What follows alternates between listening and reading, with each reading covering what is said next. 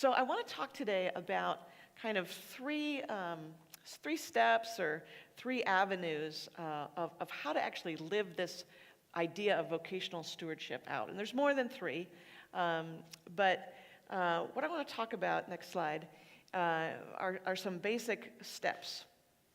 First step is that in order to steward our vocational influence and power well, we need to take inventory. The second step is that we need to wrestle with the question, how can I love my neighbor through my work? And the third is to ask the question, how can I be an agent of renewal, renewing the culture, particularly my industrial sort of sector that I'm in? How can I do that through my work? So let's go into all of those. The first one is taking inventory. We cannot steward well that which we do not recognize we possess. Let me say that again. We cannot steward well that which we do not recognize that we possess. And I have found that it is pretty common for most people to have a too small understanding of the vocational power they actually possess.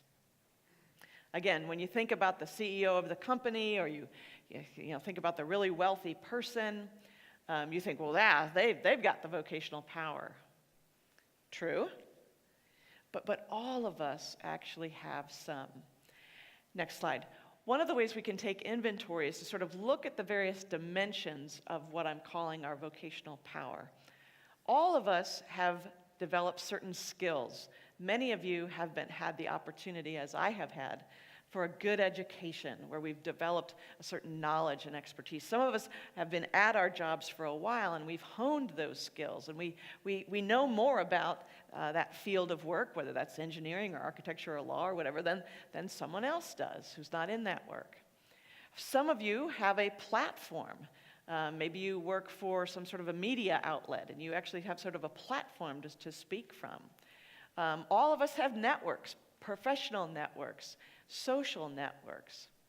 We all have some degree of influence. Again, it's kind of elastic. It depends on where you are and what your context is. Some have more influence than others, but everyone has some influence.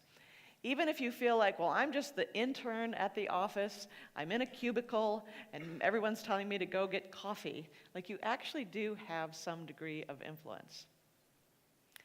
Some of you have high positions where you actually have seniority and authority over others in the organization for which you work. So we need to think through what it is that God has placed in our hands, because we cannot steward well that which we do not even recognize that we possess.